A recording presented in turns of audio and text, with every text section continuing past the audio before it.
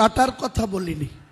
যখন 30শে এপ্রিল 2024 উত্তরপ্রদেশের বর্তমান মুখ্যমন্ত্রী যোগী আদিত্যনাথজি আমার বাড়ি থেকে ঠিক 2.5 কিলোমিটার দূরে প্রতাপসংঘ লাইব্রেরির মাঠে মুর্শিদাবাদের 26টা ব্লক, 8টা টাউন, পাশের জেলা বীরভূম, পাশের জেলা নদিয়া, এখান থেকে ভারতীয় জনতা পার্টির প্রায় 30,000 লোককে ওখানে উপস্থিত করে উত্তরপ্রদেশের মাননীয় মুখ্যমন্ত্রী যখন মুসলিমদেরকে ডাইরেক্ট অ্যাটাক করেন, মুর্শিদাবাদের মাটিতে দাঁড়িয়ে বলেন যে এখানে দাঙ্গাবাজ এক নেতা আছে, আমার নাম না করে আমাকে উদ্দেশ্য করে বলেন, এই দাঙ্গাবাজ যদি এটা ইউপি হতো তাহলে আমি এই দাঙ্গাবাজকে উল্টো করে টাঙিয়ে সিধা করে দিতাম 7 পেড়া।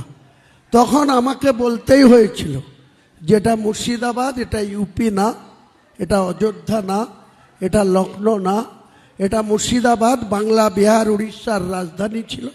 সেই বাংলা বিহার উড়িষ্যার রাজধানীতে মুর্শিদ কুলি খাঁ থেকে শুরু করে শেষ নবাব সিরাজউদ্দৌলা জেলা, সেই জেলায় দাঁড়িয়ে আপনি ইউপির মুখ্যমন্ত্রী, আপনি এখানে যদি উল্টো করে টাঙাতে পারেন, আমি হুমায়ুন কবির ইচ্ছা করলে আপনার এই বিজেপির যারা রাম ভক্ত তাদেরকে 2 ঘন্টার মধ্যে ভাগীরথীর গঙ্গাতে ঝাঁপ দেওয়াতে পারবো, এটা বলেছি।